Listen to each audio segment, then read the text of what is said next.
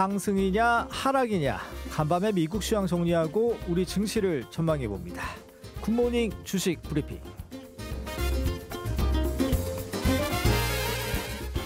주린이들도 이해할 수 있도록 쉽게 설명해 주시는 분입니다. 오늘은 전화 연결 아니고요. 특별히 스튜디오에 이동훈 블로크 대표 직접 나와 있습니다. 안녕하십니까? 예, 안녕하세요. 어떻게 좀 계속 전화 연결만 하다가 직접 스튜디오에 나오시니까 어떻습니까? 제가 라디오를 되게 좋아해요. 제 라디오 세대잖아요. 뭐 예전에 이문세, 이종환 이런 분들 하실 때 세대라서 라디오에 대한 로망이 좀 있습니다. 예, 그래서 그렇죠. 그래서 지금 모처럼 뭐 라디오를 더 편하게 할 수 있을 것 같아서 전화 연결보다는 더 좋을 것 같아요. 아, 그래요. 저도 라디오 세대인데. 저랑 비슷하실 것 같은데. 예, 그래, 이따 한번 나이 공개 해보도록 하겠습니다. 근데 오늘은 우리 대표님이 한가에서 나오신 건 아니에요. 오늘 휴일이라서 거래소가 쉬기 때문에 나오신 거 아니겠습니까? 예. 그래서 저희가 이동훈 대표님과 함께 주린이 주식 특강이라는 한번 그 특집으로 오늘과 내일 이틀에 걸쳐서 마련해봤습니다. 아무래도 주린이 눈높이에서 제가 좀 뜬금없는 질문들 많이 드렸는데 오늘 좀 잘 부탁드리겠습니다. 예. 이동훈 블로크 대표와 함께하는 굿모닝 주식 특강, 지금부터 주린이 탈출 시작해 보겠습니다.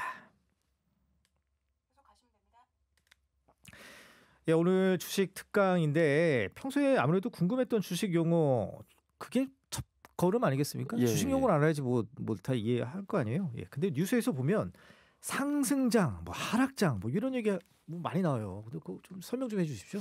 이게 흐름 같긴 해요. 흐름. 그게 이제 사전적인 정의는 사실은 없는데 우리가 이제 대충 보면 연간 지수가 10% 이상 올라갈 때, 그리고 또는 10% 빠질 때 대략적으로 두 자릿수 올라가느냐 내려가느냐 이걸 기준으로 상승장 하락장을 이제 구분을 하고요. 그리고 기간은요? 기간은 1년 이내, 1년 동안 1년 동안 10% 이상 올라가느냐라는 거고, 또 그 안에 분기별로 또 보는데 한 분기 정도 15% 이상 올라가는 분기가 섞여 있으면 이거는 정상적인 범위보다 훨씬 더 강했다 이렇게 평가를 해서 보통 그렇게 섞여 있으면 그거는 이제 상승장이다, 또는 이제 반대가 되면 하락장이다 이렇게 구분을 합니다. 예. 근데 보통 그 뉴스를 이렇게 주의 깊게 듣지 않는 사람들은 오늘은 뭐 상승장을 뭐 보였습니다. 그럼 그거 매일매일 하는 것 같기도 하고요. 예. 근데 우리가 단기로 본다라면은 일주일 동안 보통 하루에 지수가 0.5% 움직이기는 좀 어렵거든요. 그러니까 0.5%면 일주일이면 2.5% 정도잖아요. 그래서 주간으로 볼 때 2.5% 이상 지수가 올라갔다 그러면 그때는 되게 좋았다 이렇게 보는 거고, 그 안쪽은 그냥 일반적인 변동성이다 이렇게 보고 있습니다. 예. 그러면 이 주식 시장 상황에 따라서 투자자가 어떻게 대응해야 될지 그게 중요하잖아요. 예. 보통 이제 상승장이라는 건 그냥 지수가 지속적으로 계속 올라간다라는 의미가 되거든요. 근데 이럴 때는 보통 단기 매매하는 것보다 그냥 쭉 가져가는 게 유리한데, 대신 이제 조건이 하나 있습니다. 보통 우리가 할 때 하나가 더 있는데 용어가 반등장이라는 것도 있거든요. 근데 반등장이라는 건 뭐 이제 시장이 완전히 폭락을 해서 기본적으로 기술적 반등이라고 하는 반등 정도 나올 텐데, 이때는 주식 투자하기가 제일 쉽습니다, 사실은. 그러니까 아무거나 가지고 있어도 다 올라가거든요. 근데 상승장은 우리나라는 전통적으로 올라가는 종목이 끌고 올라가는 그런 특성이 있어서 대형주. 맞습니다. 그러니까 예를 들어서 우리나라가 IMF 2008년도 금융위기 이후 때 가장 강하게 올라갔던 게 자동차주들이었거든요. 그게 한 10배씩 올라가고 막 그랬었습니다. 그러니까 근데 그 외 종목군들이 10배씩 올라간 사례들이 별로 없었잖아요. 그래서 상승장일 때는 가장 뜨거운 종목을 1년 동안 매매하지 말고 쭉 가져가는 그런 게 필요하고요. 뭐 하락장인 경우에는 이제 어쩔 수 없이 이제 주식을 좀 줄여놔야 되는데, 대신 이제 하락장이 연말 정도 됐을 때, 보통 우리나라는 하락장인데 상승장인데 2년 이상 연속되지는 잘 않거든요. 그래서 하락장인 경우는 이제 연말 11월 말 정도 됐을 때부터는 이제 주식을 좀 사야겠구나라고 해서 이제 현금을 좀 마련해 놓고 추가적으로 매수할 준비를 하는, 그렇게 활용하시면 될 것 같습니다. 근데 이제 그 대표님이 이제 그대로 가져가라 이제 그 말씀을 하셨잖아요. 그러니까 이 하락장일 경우에는 보통 이제 하락장일 때 그때 많이들 뛰어들지 않나요? 살려고? 그 돈이 적게 되니까. 그리고 근데 또 갖고 있는 사람 입장에서는 이게 손해 보지 않을까 싶어서 또 팔 수도 있을 것 같은데 또 그렇지는 않나 봐요. 근데 이제 보통은 그 우리나라 하락장이 상당히 무섭게 나타나서 뭐 3달 내내 이렇게 크게 폭락을 하고 이렇게 되는 경우가 많이 있긴 한데, 근데 보통 이제 하락장의 특징이 6개월 정도면 대부분 다 해결이 되거든요. 그러니까 6개월 동안 집중적으로 하락을 했다가 그 정도 되면 이제 그다음에 뭐 정부에서 대책을 세우던가, 아니면 지금의 주가 하락은 기업들의 실적보다 너무 많이 빠졌는데 이렇게 되면서 좀 변화가 생깁니다. 그래서 그때 됐을 때는 보통 이제 매수를 하게 되는데 우리가 이제 좀 기술적인 용어긴 한데 제가 이제 방송에서 자주 표현드린 게 뭐 10년 추세선 뭐 이런 표현 드렸었거든요. 예. 그래서 뭐 삼성전자라든가 아니면 코스피 지수가 10년 추세선 이 정도까지 밀려 내려왔다 그러면 그때부터는 이제 주식을 사는 그렇게 전략적으로 대응을 하기도 합니다. 네, 알겠습니다. 아무래도 저는 주식을 안 하다 보니까 제가 질문 드리는 게 가장 그 좀 그 주린이들이 궁금해하는 질문일 것 같은데 우리가 신문지상에 뭐 코스피 지수 3,000 돌파 막 이런 기사 많이 보잖아요. 헤드라인으로. 이 주가 지수 이게 구체적으로 어떤 지수고 이 지수의 등락 뭐 이런 게 왜 중요한지 좀 궁금합니다. 이제 주가 지수라는 거는 쉽게 얘기해서 그냥 모든 종목이 평균적으로 오늘은 이만큼 올랐어요, 내렸어요 이런 걸 이제 보여주는 거거든요. 그래서 뭐 예를 들어서 코스피 지수가 1% 올랐다 그러면 오늘 종목들을 등락을 평균적으로 다 따져보니 한 1% 정도 종목들이 올랐습니다. 이렇게 보시면 되는 겁니다. 근데 영향력은 좀 다르죠. 그러니까 삼성전자 같은 경우는 혼자 20% 정도 비중을 차지하기 때문에 그러니까 삼성전자 같이 이렇게 큰 종목들이 그 평균치의 어떤 영향력을 좀 크게 주는 거고 근데 어쨌든 오늘 모든 종목이 평균적으로 이렇게 올랐습니다, 내렸습니다라고 따지는 건데 이게 이제 왜 중요하냐면 주식은 좀 분위기를 많이 타거든요. 그러니까 주변에 뭐가 이게 유행이다 이렇게 되면 쭉 몰려서 같이 가게 됩니다. 그러니까 지수가 올라간다 그러면 나도 이 종목도 따라서 올라가야지 하고 사람들이 이제 매수로 동참하게 되고 또 하나는 조금 어려운 용어긴 합니다. 이제 프로그램 매매라는 게 있거든요. 아 맞아요, 들어봤어요. 예, 뭐예요, 이게? 프로그램 매매라는 건 뭐냐면 이제 그것도 역시 분위기 보니까 오늘 시장이 올라갈 것 같은데라고 하면 기계가 강제로 주문을 넣습니다. 오늘 매수 이렇게 주문을 내서 또 지수가 올라갈 때 또 더 올려버리는 그런 현상이 또 나타나게 되거든요. 그래서 지수 등락에 따라서 올라갈 땐 더 세게 올라가기도 하고 내려갈 때 더 세게 내려가기도 하고 그 프로그램 매매가 또 지수의 연동을 받기 때문에 그것도 좀 중요하게 따져봅니다. 줄이니까 약간 이해를 못했어요. 그러니까 프로그램 매매라고 하면은 그 주체가 누굽니까? 그 기계입니다. 기계. 기계도 그러니까 예를 들어서 이렇게 생각하시면 돼요. 지금 이제 2,000포인트라고 보면 3,000포인트가 될 것 같아요. 3,000포인트가 될 것 같으면은 기계가 딱 생각을 했다가 오늘 주식을 사면 대박이 날 것 같아라고 기계가 스스로 판단을 합니다. 그래서 이렇게 되면 그러면 나는 오늘 주식을 살 거야라고 기계가 강제적으로 주식을 확 사버립니다. 근데 반대로 오늘 그게 이제 오늘 2,000포인트인데 한 달 있다가 1,500포인트로 빠질 것 같아. 이렇게 해버리면 이제 오늘 주식을 팔아서 1,500에 사면 되잖아요. 그러니까 그때는 집중적으로 파는데 그러면 3,000 갈지 1,500 갈지를 누가 결정하는지가 중요하잖아요. 그걸 보통 우리가 외국인들이 오늘 프로그램을 선물을 샀습니다. 팔았습니다 하잖아요. 외국인들이 선물을 샀다라는 건 3,000포인트 갈 것 같아요. 선물을 팔았다, 매도했다 그러면 1,500포인트 갈 것 같아요. 이렇게 해서 거기에 따라서 움직입니다. 제가 이 질문을 드리면 또 대표님이 좀 답답해하실 텐데 그럼 이 기계의 주인은 누굽니까? 그거는 이제 증권사에서 이제 굴리고 있는 어떤 자산들이 있거든요. 거기서 이제 돌아가는 자산들로 돌아가게 됩니다. 그러니까 대세를 좀 추정하실 분들은 이런 프로그램 매매의 추이를 보면 된다. 보통 외국인들이 선물을 매수했다 그러면은 앞으로 되게 좋게 보는구나. 그러면 외국인들이 대형주 많이 갖고 있으니까 앞으로 대형주를 사겠구나라고 평가가 되기 때문에 뭐 그럴 때 좀 따라가는 것도 무난한 선택은 됩니다. 그러니까 프로그램 매매의 어떤 등락 이런 것만 따로 볼 수 있는 게 있는 거예요.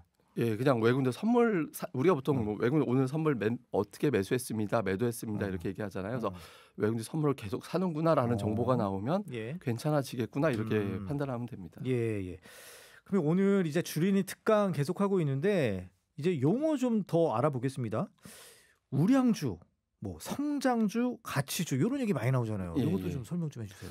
이제 우량주가 우리가 뭐 보통 블루칩이라고 얘기하는데 저도 이제 카지노 이런 데 잘 안 가봐서 잘 모르겠는데 그 블루칩이 제일 비싼 칩이래요. 카지노. 그다음에 이제 옐로우 칩이 그다음에 있는 거고 그래서 가장 비싼 주식들을 보통 이제 우량주라고 구분을 하는데 그게 이제 전제 조건이 이제 재무 구조가 탄탄하고 실적의 변동성 없이 꾸준하게 유지가 되면서 아주 매출 규모가 큰 기업들 그러니까 이런 기업들을 보통 우량주로 구분을 하고요. 그러니까 우리가 보통 이제 그 업종 내에서 랭킹 1, 2위 종목들 뭐 그 정도 구분으로 우리가 보시면 될 것 같고요. 흔히 우리가 아는 좋은 기업들, 뭐 삼성전자니 뭐 SK하이닉스니 뭐 이런 종목들 있잖아요.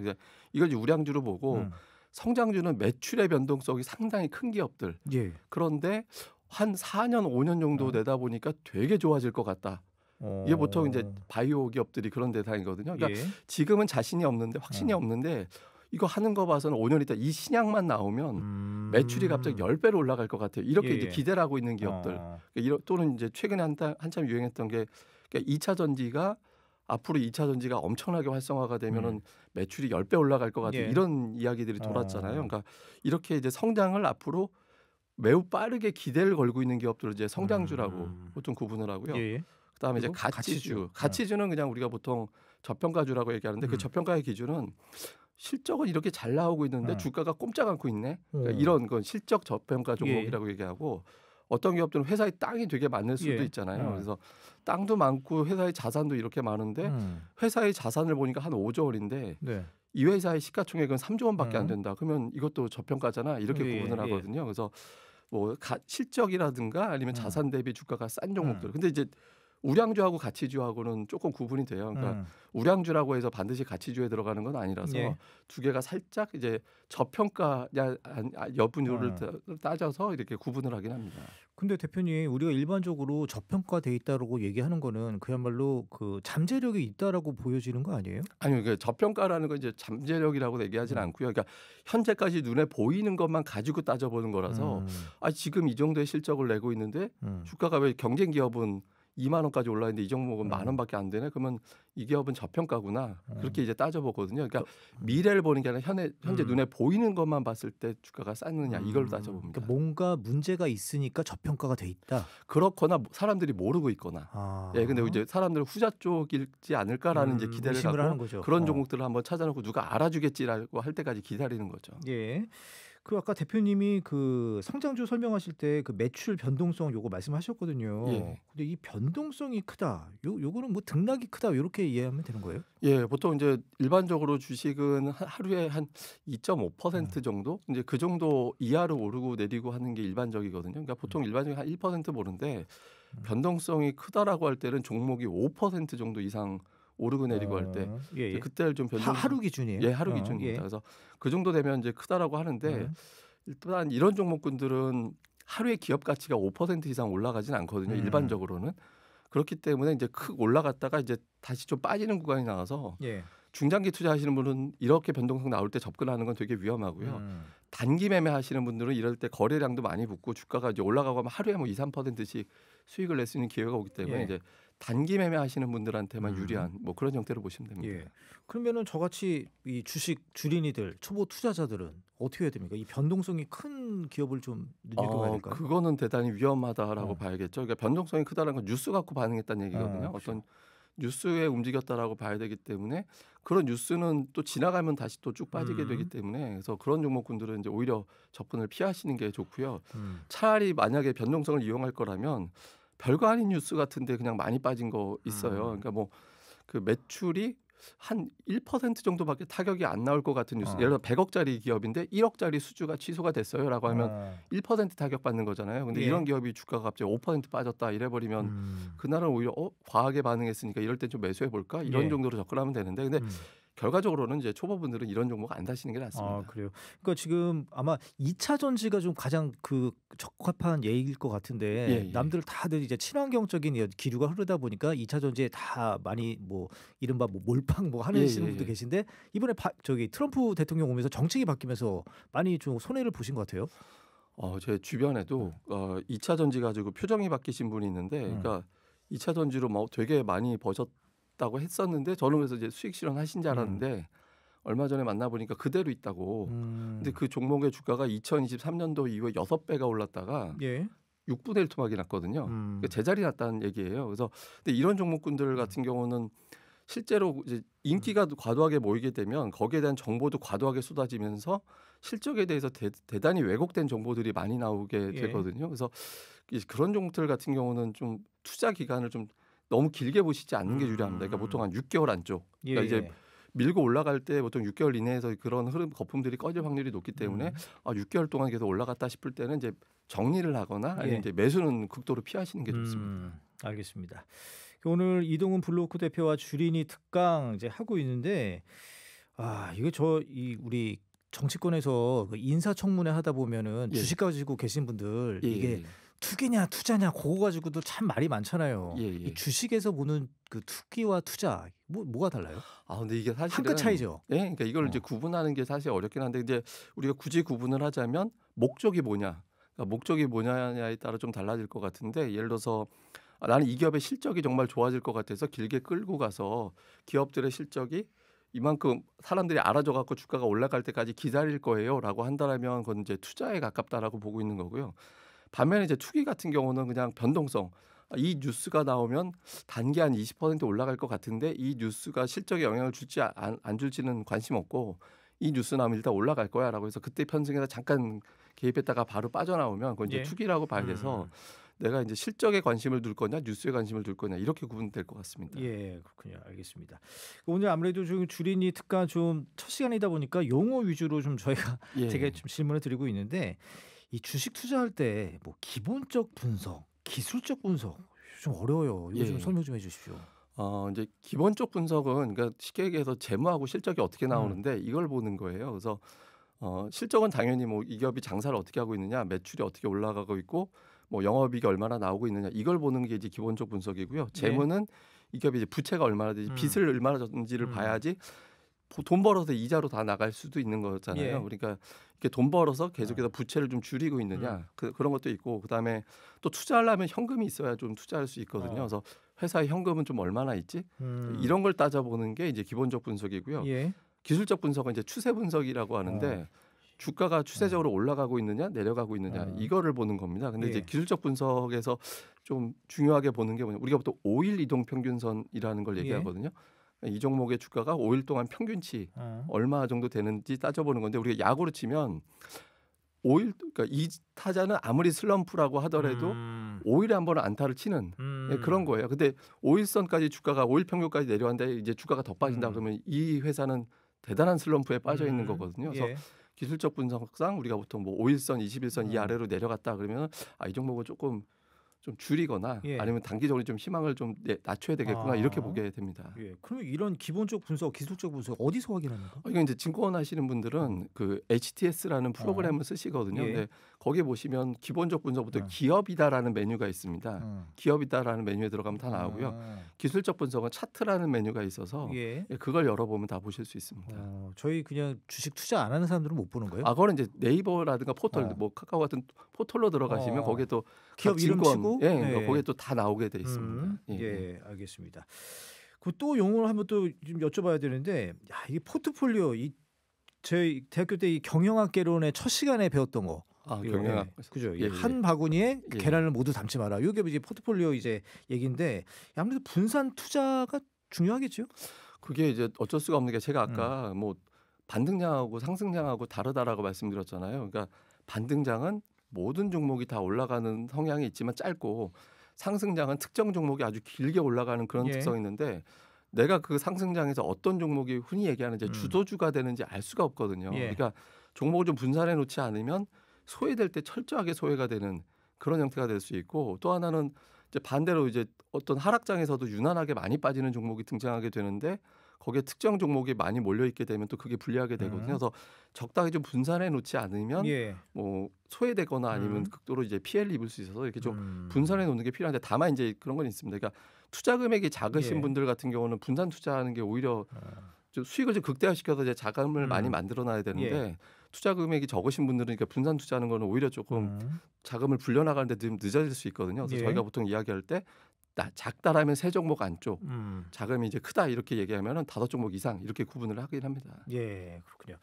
알겠습니다. 그리고 요즘 또 이제 조기 대선 이제 한 2개월도 안 남았는데 이것도 뭐 정치권 테마주 산다 뭐 이런 분들도 계시고 그래서 뭐 테마주다, 뭐 작전주다 또 이런 얘기도 있어요. 이것도 한번 설명해 주세요. 이건 사실 뭐 둘 다 이제 같은 의미라고 보시면 됩니다. 그러니까 테마주 자체가 이제 작전의 성향을 좀 보이기 때문에 이제 올라가는 그런 모습이 나오는데 다만 이거는 실적하고 상관없는 어떤 이슈, 사회적인 현상 이런 거 가지고 올라가는 거거든요. 그 대표적인 게 조금 전에 말씀하신 테마주 같은 경우는 그 특정 후보의 어떤 뭐 대학교 동문이라든가 아니면 어디 지역에 어떤 근무를 했다든가 이런 거 가지고 올라가는 건데 보통 이런 기업들 같은 경우는 실적을 기반으로 하고 올라간 게 아니라서 투자에 들어갔다가 다시 빠져나오고 그렇게 되면 주가는 결국에는 실적으로 수렴하게 되어 있거든요.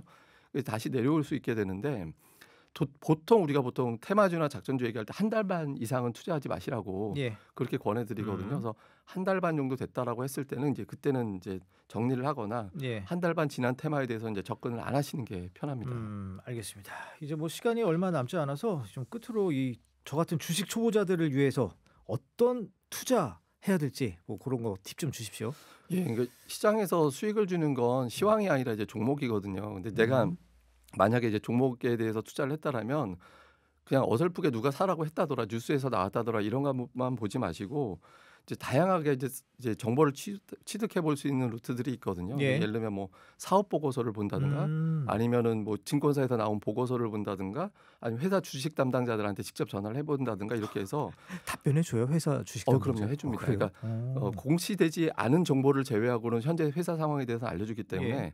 확실하게 내가 알고서 투자하는 게 상당히 중요하다 이렇게 보셔야 될 것 같습니다. 그럼 이거 사업 보고서는 어디서 봅니까? 네, 사업 보고서는 전자공시라는 그러니까 전자공시 이렇게 검색하시면 그 회사 사이트가 나오는데 거기에 내가 가진 종목의 어떤 종목 이름을 치면 거기에 사업 보고서라고 나옵니다. 그래서 그걸 쭉 보시면 보실 수 있습니다. 인터넷에서 전자공시를 통해서 검색을 해보시라.